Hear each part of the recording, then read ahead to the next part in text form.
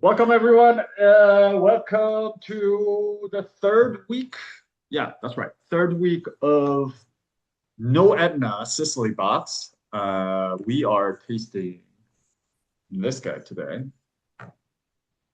2022 Manfredi Franco Bianco Terra Siciliani IGT is what we're tasting today. Um, just a few announcements before we get into the wine. You all should have gotten the invoice for next month, but I need to wrap that up. I'll probably start hounding people down this week. I need to wrap it up by the end of this week. So if you are joining us, please take care of the invoice. If you are planning on skipping, do let me know so I can count on that as well.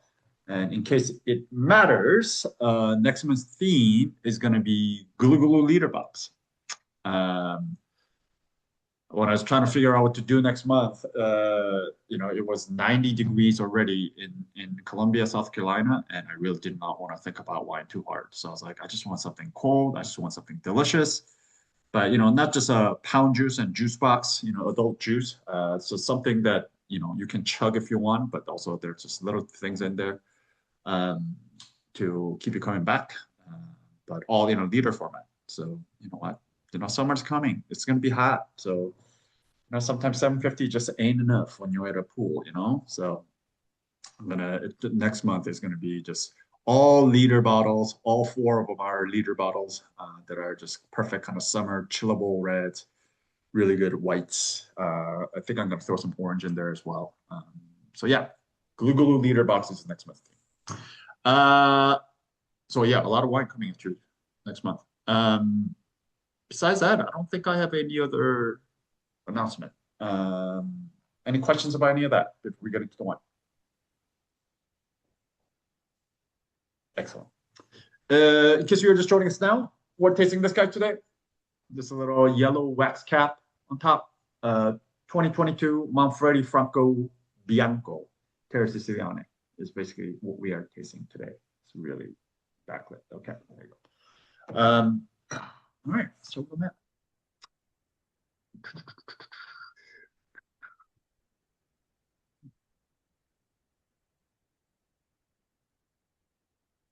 Here we go. There's a map of Italy. Should look pretty familiar. Um, we're right here all month.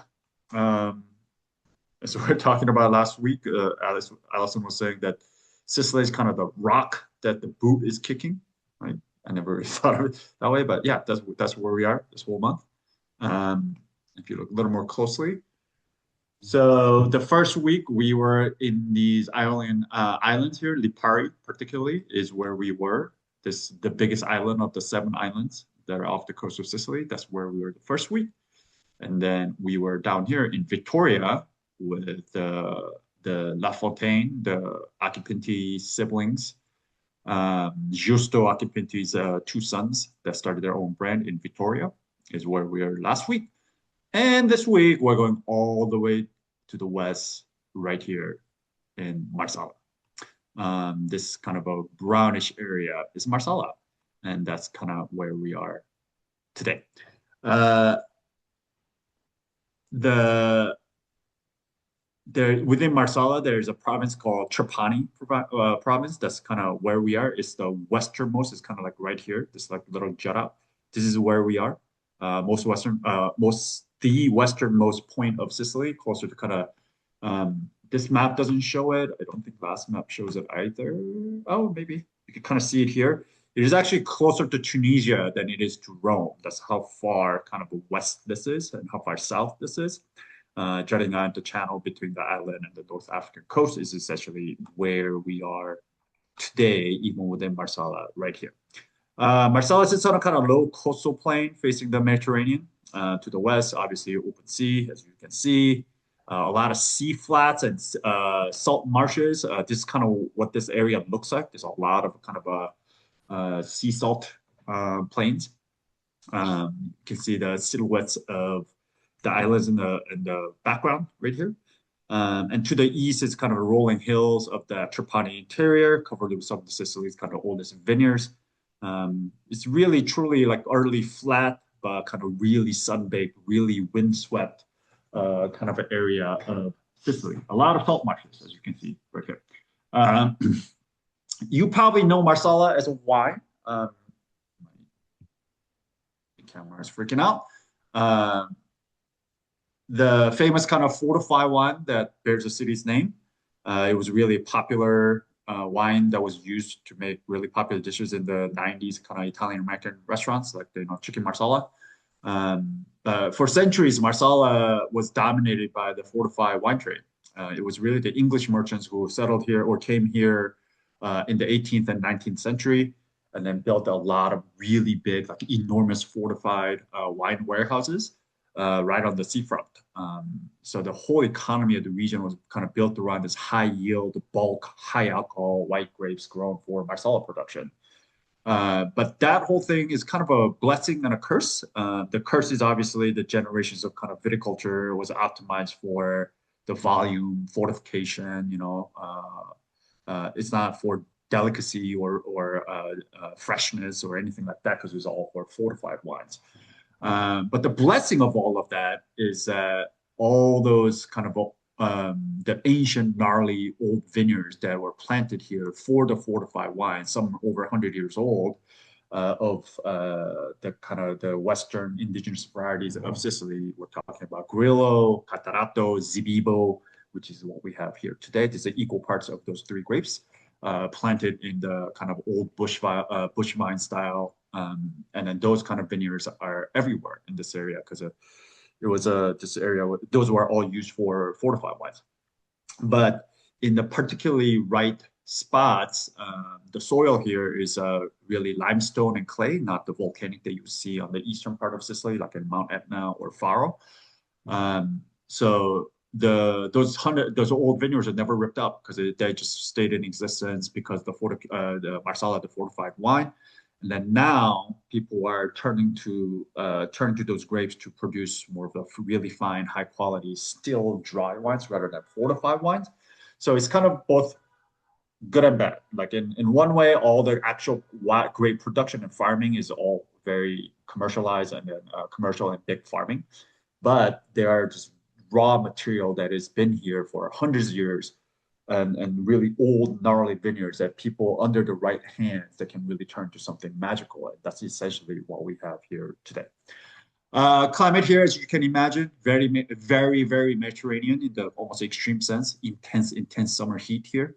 Almost zero rainfall during June through September. So summertime, really, really dry. But the sea breeze, all that kind of wind that comes off from the both oceans, both seas, both directions, cools everything off. There's a huge kind of day and night diurnal shift here, and which is what preserves a lot of aromatic intensity of grape variety like Zibibo.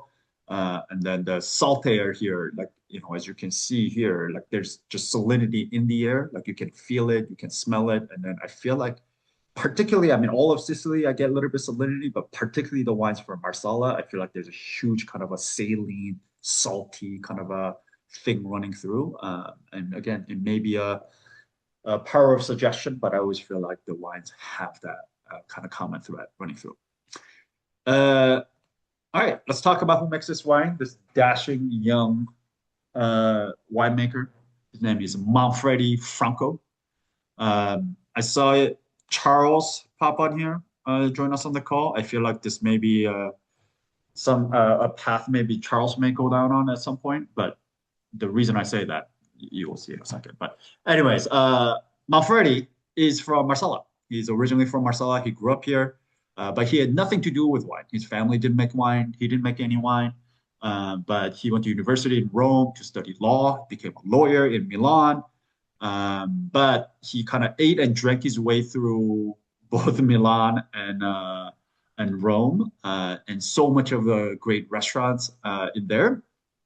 He was such an obsessive diner and wine lover that in 2020, there's an Italian kind of a restaurant guide. It's like Italy's essentially equivalent of Michelin guide called the L'Espresso. They actually awarded him the best customer of the year. Not best chef, but best customer of the year because he ate so much at these restaurants. So during the pandemic, he made a decision to leave law and come home to Marsala and make wine. So he went back to Marsala, found 1.5 hectare of old vines, Grillo, Zibibo, and Catarato.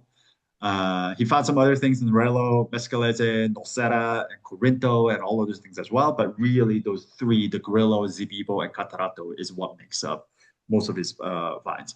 But all mixed together, he made his first vintage in 2020 in a very, very traditional way. But obviously, he didn't just go there himself, buy the land, and start making wine.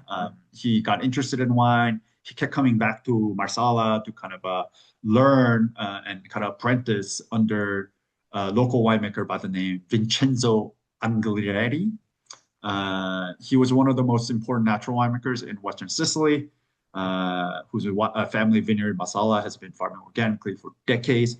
So he's been coming back and just kind of learning under Vincenzo for years before he actually decided to leave law and come back to Marsala and buy a vineyard and make his own wine. The winery is tiny, like I mentioned, 1.5 hectare. He only makes around 8,000 bottles per year total across all of his wines. He only makes 4 wines.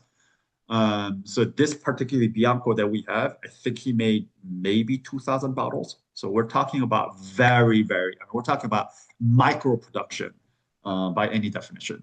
Practice organic, everything's done by hand, no commercial yeast, no fining, no filtering, touch of sulfur is essentially the only thing that gets added to the wine. Yeah, I mean, we're talking about very traditionally grown, traditionally farmed, traditionally vinified wines of Marsala is what we're talking about today. This particular label doesn't have it. The red, I think, is the one that actually shows a suitcase, but it kind of shows this character in the front. But it's designed, illustrated by Gianluca Biscalinci, which is a local artist. But it always has a lawyer's briefcase beside a vine. It's kind of a, it's not an irony. It's kind of an autobiographical depiction of him making wine previously as a lawyer, but now as a winemaker. So what's really extraordinary about him in this wine, what I found is not that, the story of him becoming a lawyer, best customer, and then a lawyer becoming winemaker. I mean, that's all cool, but it is like the fact that he was like the best customer, like someone who fell in love with wine from the other side of the table, not because, oftentimes a lot of producers we talk about are people who grew up in wine, their father, their mothers, their family made wine. But you rarely talk about people who are drinking it and fell in love with it and decided so much that they decide to go and actually buy the vineyard and then make their own wine and leave their career, which is a pretty rare story that I don't hear about it very often. But yeah, came home to the place that kind of shaped him, and now he's making wine in his own hometown where he was from. But his wines are incredible. It's the first time I've ever tried his wines, but there are only 2 of them. The Bianco and Rosso are the only 2 that come into this area DC market. I don't know if the other 2 are coming to the States. But they were both super just elegant, really like alive, and really terroir driven. Like it tastes like Marsala. Even before somebody told me this didn't come from Marsala, like if they just told me this is Sicily, I would have guessed this came from Marsala. Just not only the varietal selections that are in here, but just all the things that I mentioned, just the salinity, that kind of diurnal shift of keeping the aromatics as well as the acid.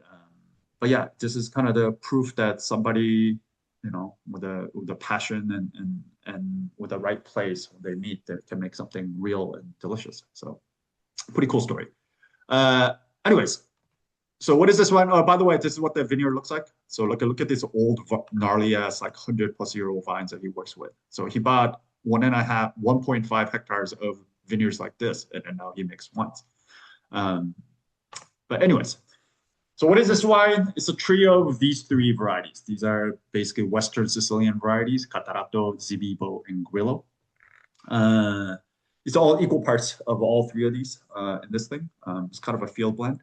So Catarato on the left, we feature Catarato and Grillo. Actually, we've featured all of these great varieties in the past, but Catarato is kind of the workhorse and the backbone. I love Catarato. the most planted white grape variety in Sicily. It's the second most planted in all of Italy, which is pretty hard to believe. Just to give you a sense of how much is produced in Sicily. But on paper, it sounds kind of boring. But in the right hands, when it's grown in the right place by the right farmer on that old vines on that limestone soil that I was talking about, it's a bit of a revelation, honestly. Like it can get like super structured, really crisp, has a lot of that kind of mineral, angular kind of a backbone to it. It's got that kind of green apple, citrus, kind of and a touch of that kind of like a green almond. There's a lot of phenolics in the grapes, so you get a little bit of bitterness as well, but in a very good way. So really, really kind of it provides the basic architecture, the shape, general backbone, and the shape of the wine is what Catarratto does. And then Zibibo is the same thing as Moscato di Alejandria or Alessandria. It's the same thing. We tasted some Muscat de Alejandria from Chile. That Muscat variety initially from Greece, they kind of got exported out into the world, into a lot of New World and different parts of the world. It's kind of the wild card and if you ask me, kind of the soul of this wine.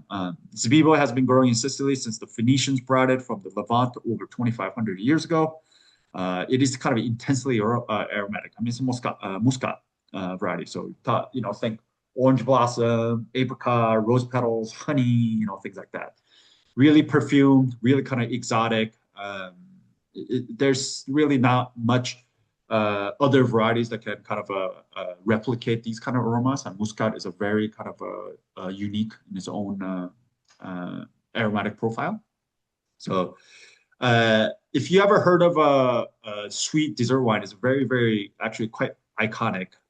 Pasito di Pantelleria, that comes from this region, Marsala. That's made from Zibibo. But now a lot of this Zibibo is being turned into dry wine, dry still wine, and it's to me, it's honestly, it's one of the most fun wines to drink out of Sicily. And then finally, Grillo is actually a cross between Catarratto and Zibibo. So when you cross Catarratto and Zibibo, you end up with Grillo. I also love Grillo. For those of you who have probably, most of you have been tasting wine with me for a long time. I love like really big, fat, full-bodied white wines with a searing acidity, and that's what exactly Grillo is. You can make some really, really quality wines here. It is aromatic and complex. It's kind of like got that kind of floral, peachy, but also it has that saline kind of quality that really brings out. And then the texturally is what I love about Grillo, is that it kind of makes it this kind of oily, rich kind of expression, but it never really being too heavy. So think of more like a tropical sun-kissed like Vermentino, if you're familiar with Vermentino. It was historically used for Marsala fortification, but is now recognized as one of Sicily's finest dry white grapes. So this is a equal parts of all these three grape varieties, essentially crushed and destemmed. Then it is macerated on skins. I mean, you can tell on the color. It's kind of got that. I mean, it's deeply gold, but there's also a little bit of coppery hue to it. Macerated on skins for 2 to 3 days, so light skin contact here. So it's a bit of an orange, if you will, an open top. The fermented spontaneously in a 500-liter chestnut barrel with the indigenous yeast over about 15 days, only 2 to 3 days on skins, and then it's racked off to stainless steel for 6 months for blending and aging. And it's bottled, unfined, unfiltered, with just a touch of SO2 is basically what we have here. What I find here is literally I kind of see a touch of all these three grapes. Like I mentioned, Catarratto gives it that structure, the mineral and the acid backbone, like a really rigid backbone with the angularity. Grillo's kind of fruit and the texture, that kind of oily, fat, big, like a voluptuous kind of character comes from Grillo. But the Zibibo is kind of aromatic, kind of like the exotic perfume that you get from Zibibo. And I get all of these three components kind of mingling and harmoniously pulling around in the glass. And that's kind of what I found really, really interesting and delicious about this wine. But yeah, I mean, to me, this is exactly if you were to put distilled Marsala into a glass, and to me, this is what it would be. So that's what we have here today. Any questions about any of that before we get into the tasting?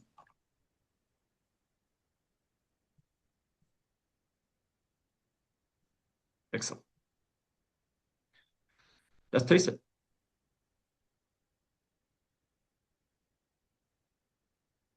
Who wants to take the appearance?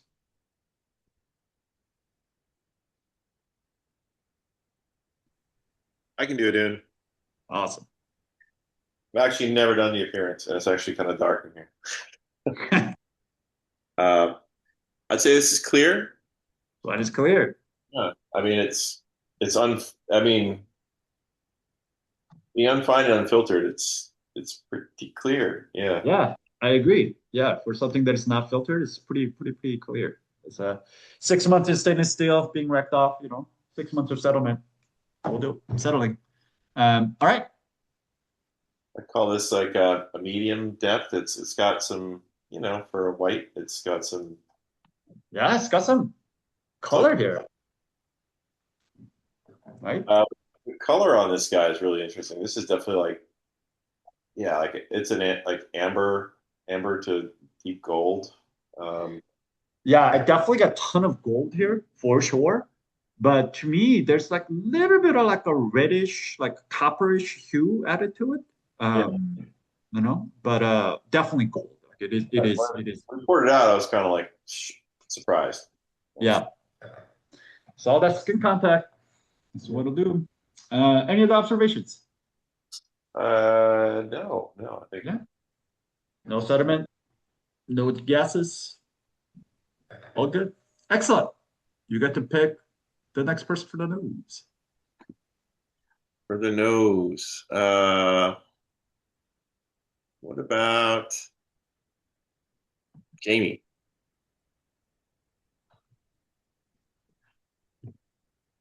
All right, Jamie, as Okay. another fellow lawyer. Yeah, eh, I don't join this for learning about wines really. I just want the hangout after. I don't listen to this part of the Zoom. Well, I'm that's just too in bad. it for the socializing. Okay, let's You're on see the what that spot though is. now, so Yeah, you're. All right, take us through the Oh, nose. okay. I'm going with clean. This one is clean. This one is Yeah. sound. I mean, And it's not a lab clean. I will say this one is not like a squeaky lab clean, but it is very. The one is completely sound. There's nothing wrong with it. yeah, Intensity. there's nothing unclean about it. Yeah. Um, so I don't know if I'd go with light because there's something to it, Yeah. but close to light, Light is like, maybe. I mean, so start moving your glass towards your nose. Do you smell it? Do you not smell anything until your nose is like deep in the glass, and even then you Oh no, I still can smell it like here. okay. Like yeah. So what's Okay. that mean? Does that So mean medium then? that's medium plus. So Oh, medium it's is like medium a plus. nose. Okay. Yeah. Nose is like when you're touching the rim, it's kind of like a Mhm. medium. So just off the rim is like medium. A few inches off is medium plus, and then like very far off is pronounced. Yeah, definitely off the rim. So Yeah. medium plus. Medium plus intense aromas. Ooh, what do you get? Oh shoot. Have to do this part. There's some green fruit. Start from the top. Do you get any floral? I don't know. Mm, If you get it, you get it. If you don't get it, you don't get it. But I don't know. I'm allergic to some floral stuff. Like I can't wear a lot of perfumes. I don't know if I recognize all those smells. yeah, I mean, to me, It might have a little bit of something, but not much. It's not the dominant smell. no, I agreed. It's not a super floral wine, but like to me, this wine has definitely has some like like a chamomile tea kind of Mm, vibe. yeah, it could have Um, undertones like green apple with a chamomile undertone. yeah, exactly. I Something definitely like, get some green apple, green fruit here as well, but I yeah. definitely get some chamomile, kind of a floral, kind of an aromatic here. Green fruit, yeah, you're saying like a green apple. Yeah, I Hmm. think I totally agree with you. Citrus fruit? Not really. No, I guess I'm like preserved lemon, like a really Oh, like a maybe preserved salted lemon. lemon. Maybe. Yeah, like It's not strong though. It's not, it doesn't have like a bite or like an acidic. yeah, like a like it reminds me of like a Morocco like preserved lemon kind of a deal. Oh yeah, Meyer could make lemon, yeah, preserved maybe lemon, something like that, like on the that kind of sweeter stuff. side of Yeah. hmm Stone fruit? I'm going with no again. No, I get some stone fruit. I get a little like dried apricot here. I get a little like maybe like even dried peach rings and things like that. But apricot Dried is really peach like ring. yeah. Oh, I mean, Uh, I could get the preserved fruit, the dried fruit. Now, did you say yeah, that? yeah, yeah, exactly. Yeah, it's not fresh. It's not fresh and it's not acidic with those scents, but it could Yeah, have, yeah. yeah. I get like dried apricot, dried peach, like things like that. Any Mhm. tropical? Any red fruit, black fruit?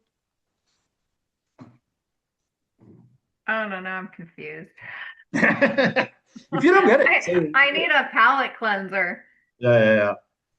Yeah, to Um, me, it's very much like a tropical red or black. This is like to me, kind of what you mentioned, like the green citrus is like it lives right yeah. in the upper floor. Like there's floral green But citrus. hey, hold on. Dried and preserved is coming up next. Yeah, So yeah. that's yeah. So nature, the fruit here is exactly that. Like I mentioned, Mm-hmm. what you and I were talking about. Like I get some dried fruit. I do get some like a fresh, like a citrus and green fruit that like apple green apple thing kind of a thing. Mm-hmm. But I also do get some dried apricot, dried peach, preserved lemon, things like that here as well. Preserved lemon, man. I'm gonna have to go make something with preserved lemon now because of this There you go. conversation.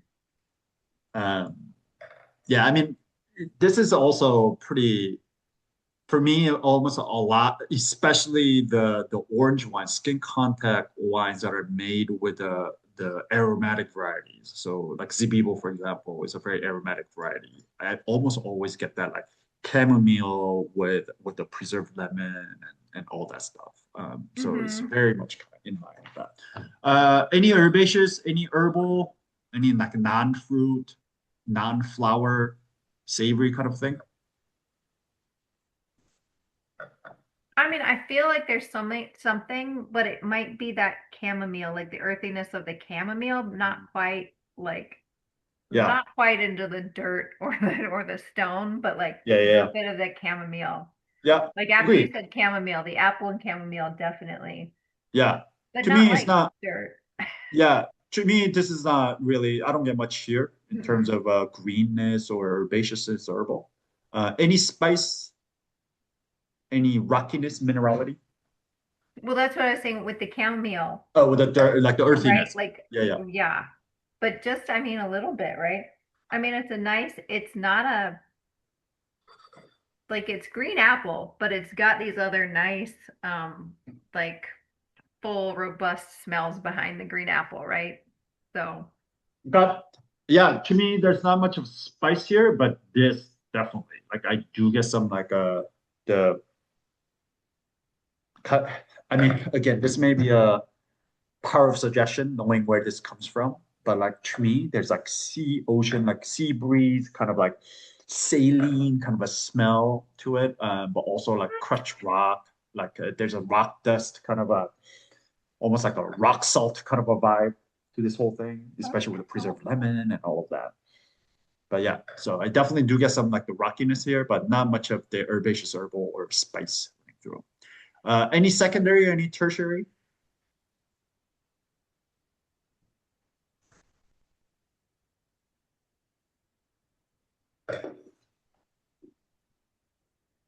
no biscuits, bread, or toast. Yeah, none of that. Oh no, I don't think buttery, Nope. not vanilla. No oak. Yep. And then this wine is way too young to have any tertiary here. So this is what happens when the wine gets really aged in bottles. I mean, yes, here the things we talked about it comes out here, like dried apricot, dried apple, and things like that. But this is different from what we were talking because what we're talking about is coming from the skin content of the Hmm. white. But this is really coming from more of the bottle aging. And this is not the bottle aging dried fruit. So Well, I know this is like a tertiary, but I am getting honey. little honey, yeah. Yeah. Yeah, I agree. Is that maybe coming from the Oh. flower? Maybe that's from the No, yeah, floral. exactly.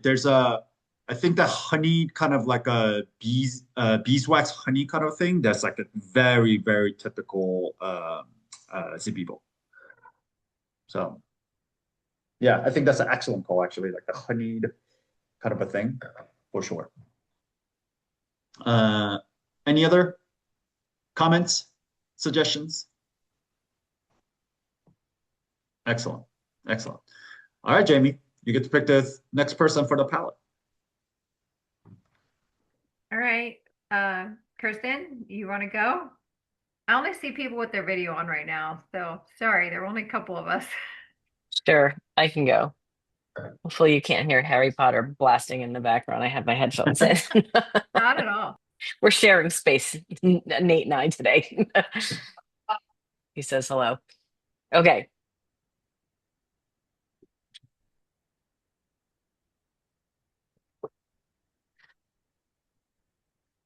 It's dry.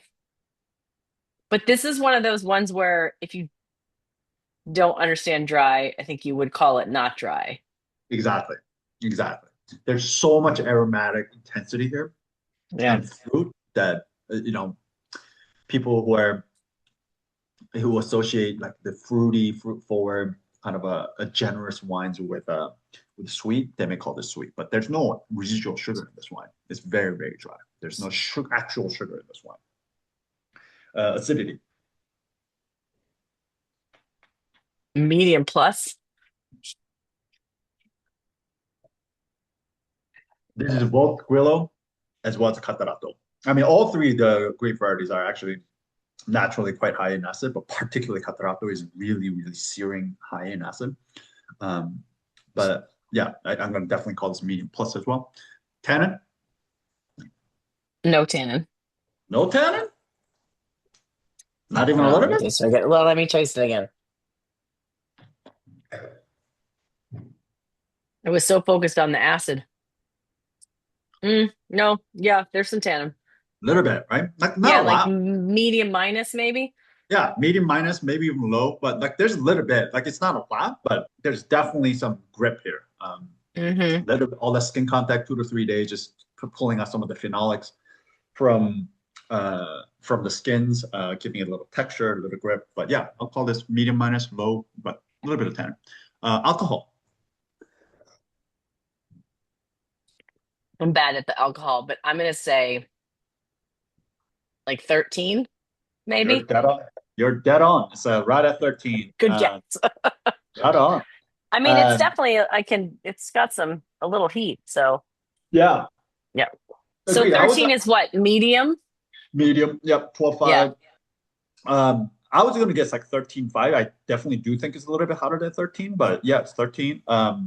And that's another thing, like coming from a place like this where it's so sunbaked and hot, for them to keep this at 13% is a testament to their farming, and then trying to keep freshness and all of that.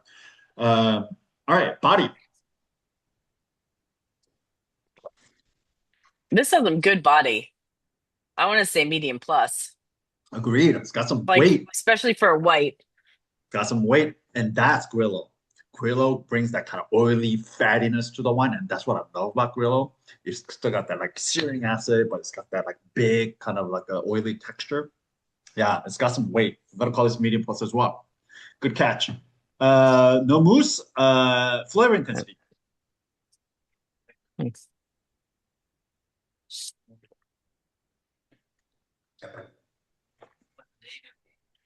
Between medium plus. Yeah, I think I would say the same thing. It's kind of like it felt like it was more expressive on the nose than it was on the palate. It's like somewhere around the middle. Yeah, lower on the medium plus, high on the medium kind of a side. Being generous, I call it medium plus, but yeah, it's kind of right around there. Do you confirm everything that Jamie called out? Is there anything else that you get? I think there's more floral on the palate than was on the nose. I don't know. This is maybe where I'm getting that like that honey, like maybe I'm thinking like honeysuckle. I don't know. There's like but it's 100%. definitely the floral is stronger in the palate. Yeah, I was exactly gonna say that on the palate more so on the nose. I get that um like if you ever if you ever tasted like honeysuckle when you pull it off the nectar part, like the actual Hmm. like nectary part of the fruit flower, like I get a ton of that here. Yeah, definitely some like nectary floral honeysuckle along with that, Yeah. all of that for We used sure. to do that with I think they're lilacs, like they're like the Hmm. little purple ones. It's like that's what it reminds me of, is like sucking the nectar out of it. Exactly. Yeah. Exactly. Yeah. Yeah, Maybe totally. that's why I'm thinking honey, because I'm thinking nectar, bees. I don't know. But yeah. Yeah. Yeah. Totally. Um, cool. Anything else?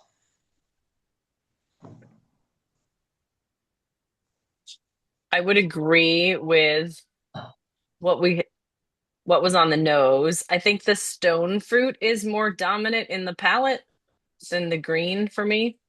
Hmm. Yeah. Or that like peach apricot. Yeah, the apricot is real. Like dried apricot is real here. Hmm. Preserved lemon, apricot, like dried apricot. Yeah, cool. Yeah. Anything else?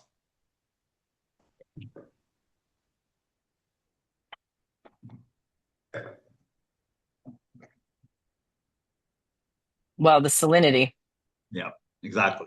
That's what I which, was getting at. I love it. Yep, exactly. I mean, it's If got you're gonna get me to drink a white, it's gonna be one with a lot of salinity. yeah, I mean, it's got like all that kind of sweet fruit, flower, nectar, dried apricot, all of that. But underneath all of that is this like saline, salty kind of sea breeze that like balances all out. And then it's got this oily, fatty texture. And then it's got that like the tannic grip. I mean, there's just a lot of different layers to this wine. And then it's kind of what I love about this thing. Any secondary, any tertiary?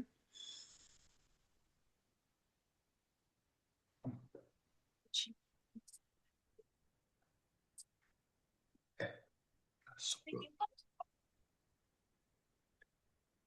I still get that. Like now it's so I knows it was more like honey. This is like it's more like butterscotch, like that. Okay. I don't know. Let me try it again. It's something on that more like buttery side. Maybe it's just like the fullness of it that is. Yeah, I personally don't get any like lactose or butter that route, but I definitely do get like a full kind of honey, almost like an oxidative honey. But yeah, maybe like a little bit of that, like that. I personally get a little bit like the almond skin and like a little bit of nutty kind of a thing right now. But okay, maybe that may be it. But to me, it's Something. Yeah. still very much in the primary right here, not in the secondary, not in the tertiary. Yeah. Okay, finally the finish. How long is the length? Medium plus, Yeah, yeah, at least. I mean, at it's a least. long finish. It Yeah, might even be a long finish. that's what I was gonna say. I mean, like this thing goes on for a while. Hmm. Yeah. Yeah, I'm gonna call this Yeah. at least a medium plus. Yeah. I mean, I think it might fall into long. Yeah, It really hangs yeah, on. for sure. Yeah. Um, all right, let's put it all together. How good is Okay. this wine? Justify it. Would you age it? Okay. So we called it medium plus intensity. It's medium. Well, I guess we didn't really name it, but like complexity. I mean, it's pretty complex. It's got a lot going Yeah, on. right. No secondary, no tertiary, but a lot of Right. different things But to pull out. floral, Yep, fruit, salinity. yep, Um, it's balanced. yep. And then And what the am I length, missing? and The then the length length, is long. Yeah. call it long, right? So, I mean, that would put it in the very good Yeah, category. solidly in very good, even like leaning outside to somewhere between very good and outstanding, going towards outstanding, but at least very good is basically what I call this one. Would you age this one? I think for some time it's got the structure to be able to age. Um, I don't know. It's interesting. Like I think it feels to me like it would could get like too oily, too heavy if it ages for too long, but maybe like 3 years. Yeah. So But backbone wise, I'm not so good about like I have trouble gauging aging white wines. yeah. Um, the structurally speaking, we call it medium plus acid, and then we have like low, medium, minus tannin. So we got a little bit of tannin, solid acid backbone, so pretty decent, pretty strong backbone. And after that, plenty of intensity here, medium plus on the nose, medium plus on the palate, and then a whole bunch of things in the primary, and then nothing in the secondary and tertiary. So as this wine ages, some of that primary fruit that we're holding on to is gonna get onto the tertiary, making it more complex. And to me, the thing about this wine is not necessarily like it's so fresh and refreshing is what I mean. Not that this wine is not fresh or refreshing, but that the fresh fruit is not necessarily what's delicious about this wine. To me, it's all the layered different fruits, right? Like dry fruit, regular fruit, preserved lemon, salinity, but then it's got that like pretty flower and nectar things going on. Like all these different layers, what makes this delicious. And perhaps adding more of like a savory, non-fruit, non-flower kind of a things on top of that could be really interesting. So I really do think this is an excellent candidate for aging. I do think it is drinking beautifully right now. It's delicious. I'm really enjoying drinking this wine.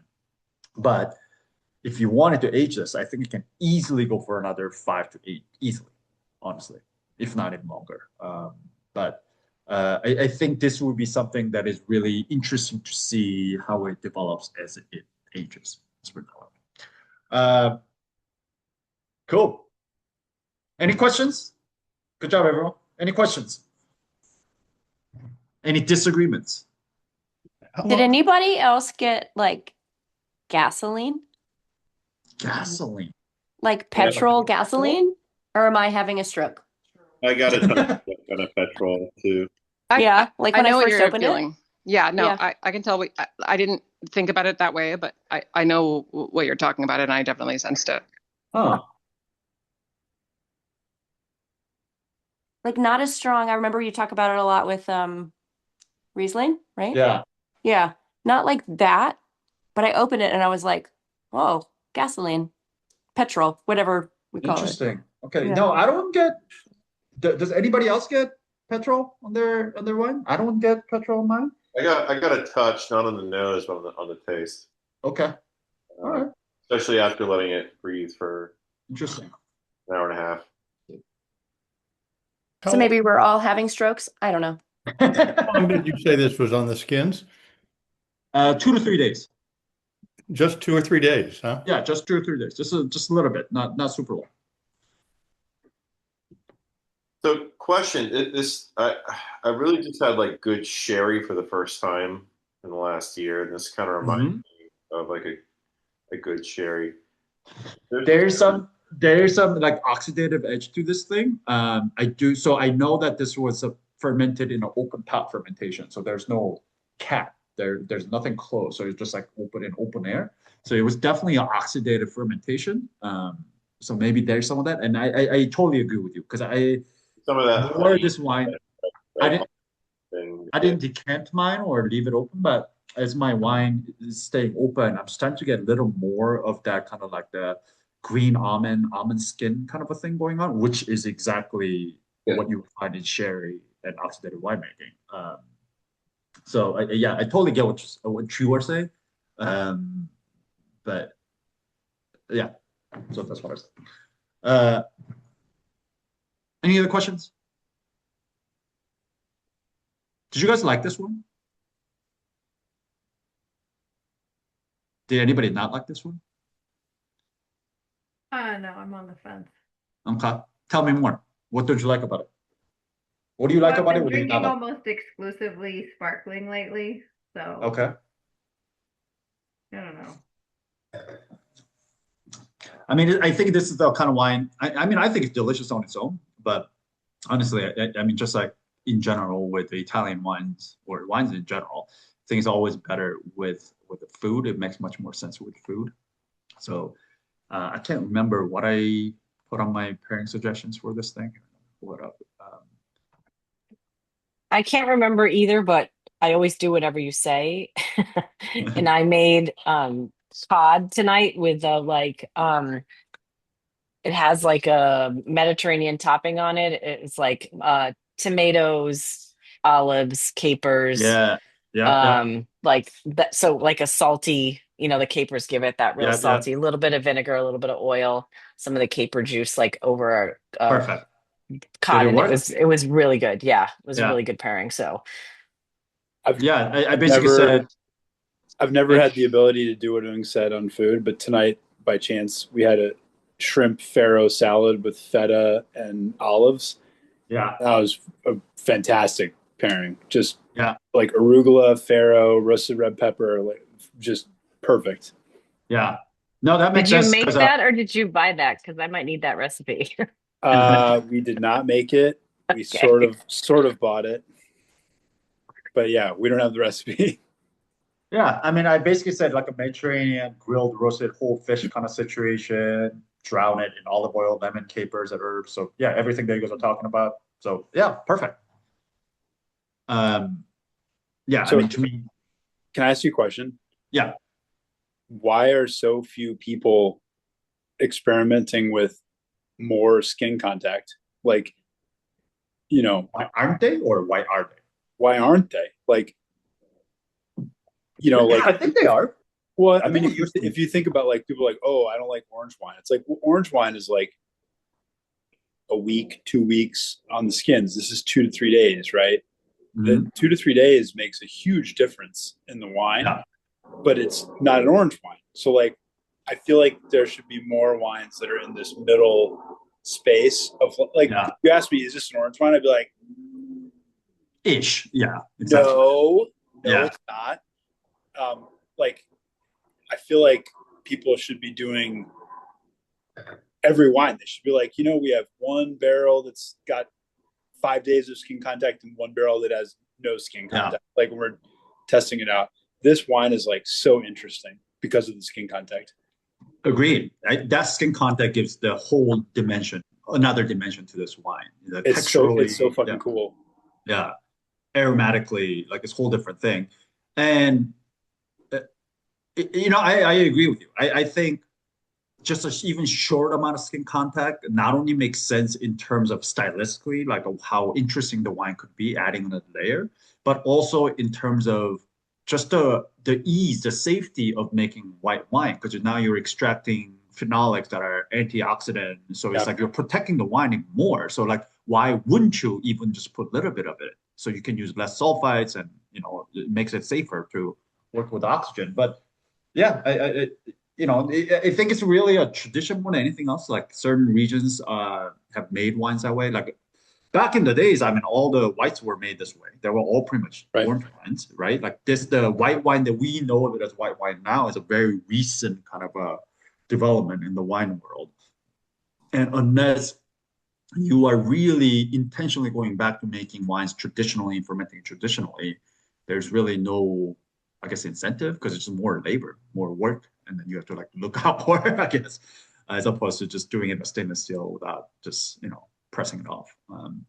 But I 100% agree. Like it just that 2 to 3 day is what takes the wine to the next level. Like it has a whole different dimension. So what happened? Like a classic wine, like white Burgundy, right? They age it in oak. It's not they're looking for complexity. Like, are there people who are doing like white Burgundy more skin contact?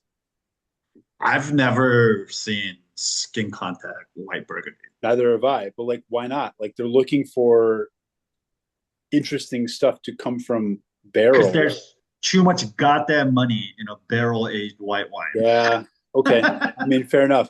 Like, I mean, like, like now people are making like aligoté in Burgundy that's really cool. Like people should make some cool shit. Honestly, white Burgundy is really good, but it could be more interesting. It could be more 100%. Diverse, for sure. It's not exactly a bastion of innovation, let's put it that way. No, it's not. Yeah, like I just am like, man, 2 days of skin contact like adds so much. And like it's almost like you're getting graded by these wines are getting graded by, James Suckling or whoever.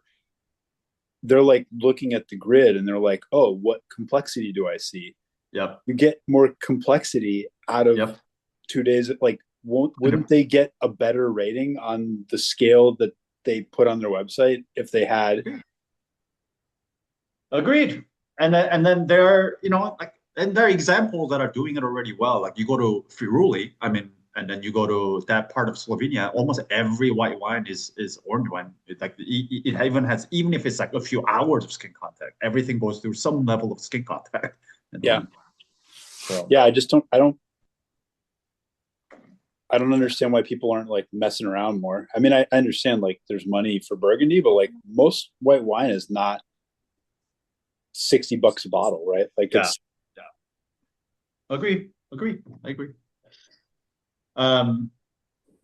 Cool. Well, on that note, let's play everybody's favorite game. How much do you think this wine is on a retail shelf? How much would you be willing to pay for this bottle on a retail shelf? We called it a very good, a borderline between first one and going beyond very good into outstanding. Many layers, very complex, ageable, delicious now. Very small, micro production. How much do you think it should be? 32, 45, 30, 31. This is hard for me. 30, 30, 38, 32. All right. Look at you guys bringing up the price. But the winner is Kirsten. This would be $45 on a retail shelf. So not a cheap wine. But I don't know. I mean, just look at the amount of like complexity we talked about, the ageability of this, all of this. Maybe it's like wrapping our mind around Sicily. I mean, there are Sicilian ones that are much more expensive than this as well. But yeah, it's $45. I mean, I'm worried about your profit margins. Production. I mean, if you think about any even small wineries, like all the small wineries here, like even in the US, like, I was a member of Cho for a while, of their wine club for a couple of years, and like they have hardly any bottles that are under $40. Like all the small producers just charge a lot, especially if it's rated very good. So yeah, it's 1.5 hectare. I mean, it is small. It's so small. It may be the smallest producer we've ever featured on Wine Club, honestly. There's literally 2,000 cases of this made in the entire vintage. That's 166 cases. Like, that's nothing. That's nothing. But I will say, because I like this wine so much, and then they had not much left over, I asked them to hold it and then see if I could offer it to the club. So for us, if on the Case Club, this is going to go on there for $37.50 a bottle instead of 45. So. And I was gonna say I worry for your profitability, because I feel like last week's wine was also like more than our wines usually are. And I'm going to remind you that you charge us $165 a month for this club. So the bottles can't all be $40. Yeah, it all blends out. I mean, good. I disagree. I think it'd be great if every bottle was $45. Let's do it. The wine club might end quickly, though, with Un and financial ruin. Un is like a butterfly. He survives on the nectar of the gods. And we just need to like provide him a couple bottles every month, and he'll live. He'll be fine. Not here for a long time, here for a good time, Yeah, that's right.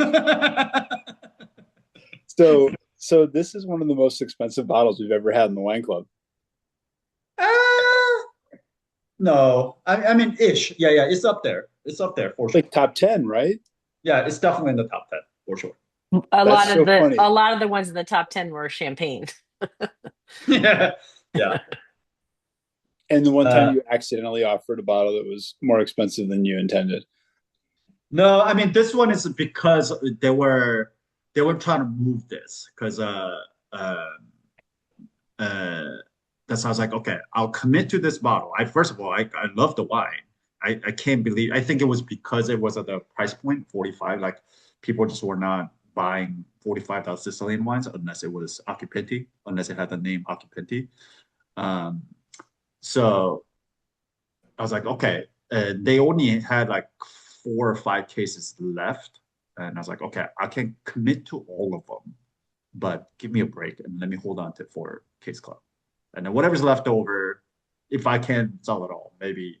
And anyways, we worked it out. So basically, I was able to get it a little bit lower. That's why I can offer it for $37.50 instead of $45 a case. Dude, I'll buy some on Case Club. I got you. All right.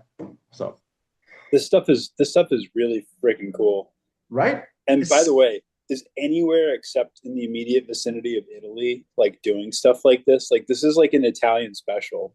They're doing so much of this, and everybody else is like, "Oh, you guys are doing cool shit." I mean, like, yeah, there's cool stuff, but like, this is like classically weird Italian shit.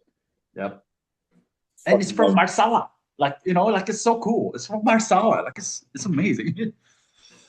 If this were French, this would cost like $72. 100%. Easily. So yeah, cool. I mean, this is the whole point of like, to me, this is the kind of the bottle that really exemplifies what I was trying to do this month, which is that like Sicily is not all about Etna. It's not all about, what's his name? The Cornelison. Yeah, Cornelison. Yeah, it's not all Cornelison. It's not all Acquipenti. There's some really cool stuff that's happening outside of Etna, outside of Acquipenti. And to me, like this is a prime example of that. So, although last cool. week I went to a dinner at Fiola, like a hosted dinner, and we had a Etna Rosso that was just, I don't remember what it was, but it was so good. Yeah. Don't get me wrong. Like, everyone was like getting up from the table, and I was like, but I still have wine in my glass. Like I'm not getting up from the table till I finish all of this. Yeah. So I had non-Etna on Wednesday and Etna on Thursday. Perfect. It was so good. Yeah, it was delicious. Yeah. I mean, don't get me wrong. I love me some Their Etna. wine list, by the way, their wine list by the glass. You can get a white, I think, for like $25 maybe for a glass, but every single red is like $30-$40 for a glass. It's crazy. That's wild. Yeah. How? I mean, I don't know, but like how do they get away with that? I don't know, because we went to the bar after. I went to the bar afterwards with one of the other people that was there, and he drank 3 French 75, so I can't imagine what that. And I was trying to like not drink too much, so I just had an Amaro because it was like after dinner. I don't even know how much that was, but like I looked at the wine list, I was like, this is insane. Like you're gonna spend $42 for a glass of wine. You can buy a bottle of wine for $42. You can buy this bottle of wine for that. Yeah. But I guess they do get away with it. Do you guys buy, when you go to restaurants, do you buy bottles or glasses? I'm just now buying bottles, and I'll take home whatever's left. Like I don't even, most of the time the glass list isn't interesting enough. And if they have something cool about it, I'm like, great, serve it up. I'll have 2 glasses and bring the other 2.5 glasses home in a bag. Exactly. It's unless it's like a really cool place that I see buy the glass list, like really dope glass list, then I'll get it. But otherwise, it's usually a bottle. Like, what? Why? So, like, I live in Maryland now, which is sad to say, but Aventino has a great wine list, but their glass list is good, but their bottle list is really good, and I'll always get a bottle for like $65, $90, whatever it is, and I'm like, great, this is 5 glasses, less than $20 a glass, and I'm getting better wine, and I'll just bring it home. Like it's not a tough choice. Yeah, that's kind of a nice. It's kind of a nice thing. They do have a good wine list. It's right around the corner from my office. At Aventino, yeah, it's great. Do you go for happy hour? No, I usually end up going for lunch. Like if somebody wants to come and take me to lunch, I always pick that restaurant because it's close and it's good, really good. It is really good. So I think they open at 4:00 now. It used to be like 5:00. So at 4:00 the bar opens. They've got a burger that they serve only at the bar. That's fantastic, and they have super cheap wine. They do like $2 martinis or something. I'm like, oh my god! I think they'll only serve you a couple of them because otherwise they're just like making people DUI themselves into, the morgue. But yeah, that's a great happy hour. It's still not a Commander's Palace 25-cent martini lunches. It's true, and they'll only serve you 2 or 3 of those too. 3, yeah, 3 is the max. It's like, why can't I get another fucking martini? Precisely. What is it, for amateurs? Jesus. Yeah, I mean, I don't know. Like, you guys have been on the wine club for a while, and I'm sure you've seen some of the wines that we feature on people's wine list when you go out to eat in the restaurants.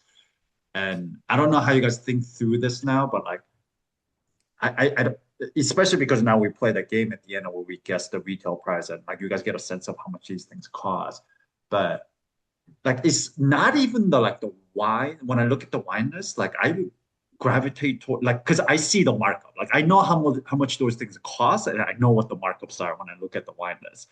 And to me, it's like finding the wines, like the gems that like they haven't moved in a while, and they're like trying to move, or like they just misprice it or something. And then I was like, oh shit, like that is not priced correctly. Like that should be higher.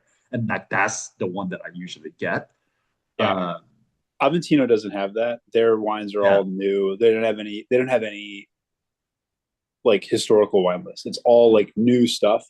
Although I do like that they have volcano logo that they put next to their wines that are like volcanic soil. That's interesting for me. But I think there's a lot of wines where the wine list person, whether that person's like legit som or just like a regular person, thought like, oh man, no one's gonna get this, so I'm gonna make it cheaper because otherwise no one will buy it. Exactly. And like there's like even like a Burgundy, you're like, oh, this is like a good vintage of like a good Burgundy, but like they don't think anyone's gonna understand. Yeah. So it's $95, but it's actually a $40 bottle of wine, which is a crazy like deal to get at the restaurant. Yeah, I love that. Mostly people are just trying to serve you Kim Crawford Sauvignon Blanc for like $40 a glass, and you're like, no thanks. That's the thing that I think is amazing is like the wine list in most places is just crap. Yeah, it's so even bad. even good like high-end restaurants, the wine list is shit. It makes me crazy. Yeah. Yep. The place where I mean, St. Vincent has like, we've probably drank a third of their wines in the wine club. Like and there's a restaurant in Seattle called Purple. It's a wine bar. I was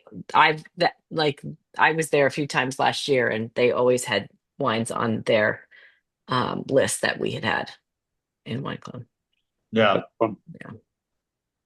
Yeah, I think a lot of wine lists by the glass are like, oh, we need to fit all these categories, right? Like we need to have a California Cab, a Pinot Noir of some sort, a Malbec. You're like, Malbec, what the fuck? Like, and then the whites, it's like, oh, I need a New Zealand Sauvignon Blanc, and then I need a Sancerre to prove that we're serious, and then I need 2 California Chardonnays. Yeah, you gotta have a Chardonnay. One random Riesling, which is like not high enough acid but is demi-sec, and you're like, what the fuck? Like, who's gonna drink this like at this restaurant? Like, no one wants this.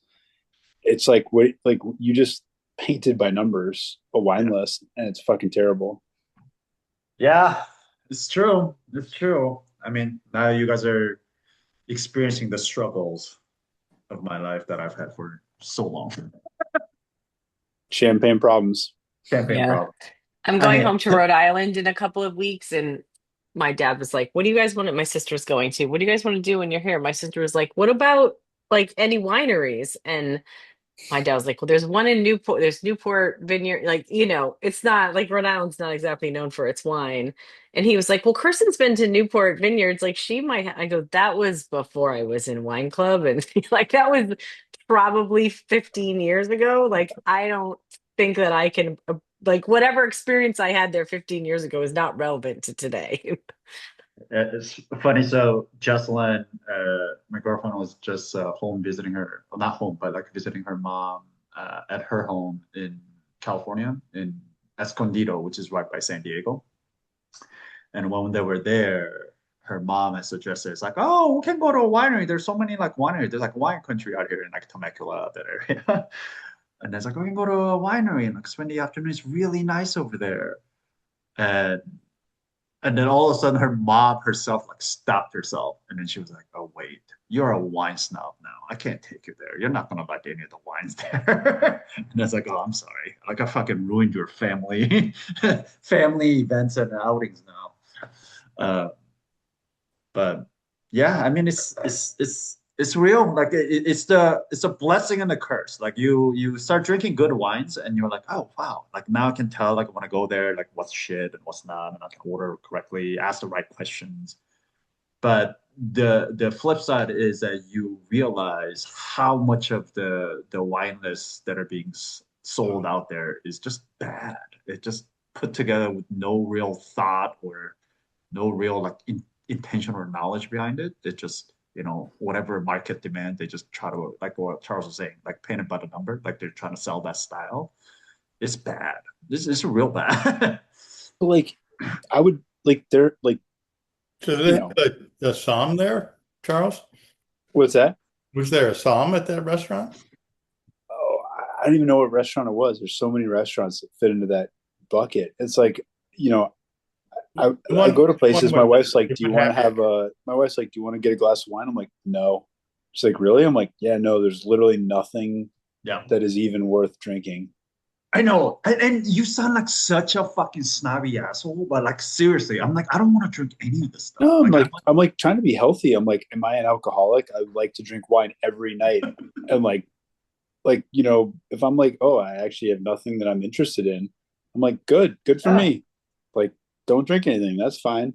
Like, there's a bunch of places, and part of it is the local laws, Phil. Yeah. Like in Montgomery County, Maryland, they have very restrictive laws, and so the wine lists at places I think are very constrained.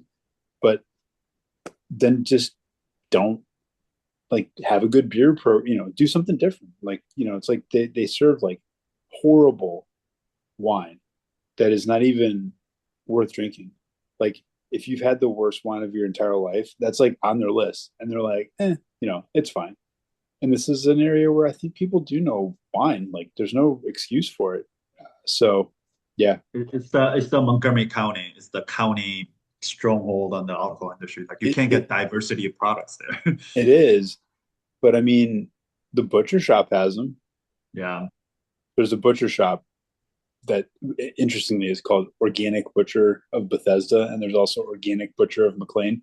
Nothing they sell is organic, except it contains carbon, so it's it's organic because it's not inorganic. But I mean, they actually how are they getting? They have the best wine shelf. Like if you look at it, it's like what is it? Walnut Creek, that Chardonnay that was on the Wine Club, and I'm like, oh shit, yeah, though that's from Wine Club, that's from Wine Club, that's from Wine Club. I'm like, damn, those are good selections. Yeah, I heard the guy who lives in the apartment upstairs works in the wine industry, so that's how they. Okay. Interesting. Yeah. All right. Are we still recording him? Oh yeah. We should probably stop the recording before we stop talking shit. I'm about